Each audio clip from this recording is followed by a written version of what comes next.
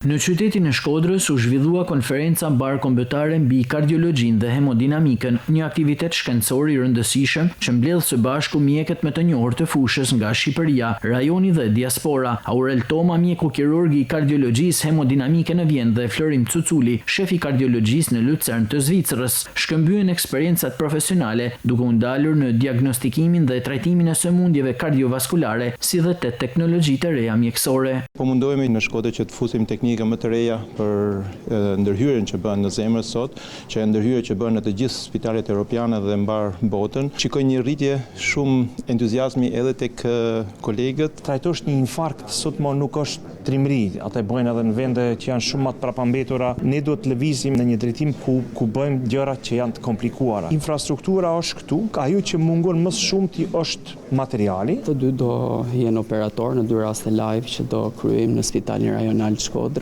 me disa risi, sidomos me imazhërinë intravaskulare, herë e parë që përdoret në spitalet publike shqiptare. Kardiologu i njohur Aurel Toma punon prej vitesh në Vjen të Austrisë, por nuk ka harruar kontributin për vendin e tij. Para një viti, ai u gjend në Shkodër për trajnim me bluzat e bardha. Ai ka realizuar ndërhyrjen kirurgjikale mini-invazive në zemër. Ndaj dhe qëllimi i konferencës është shkëmbimi i eksperiencave profesionale, prezantimi i studimeve më të fundit klinike dhe forcimi i bashkëpunimit ndërmjet institucioneve shëndetësore.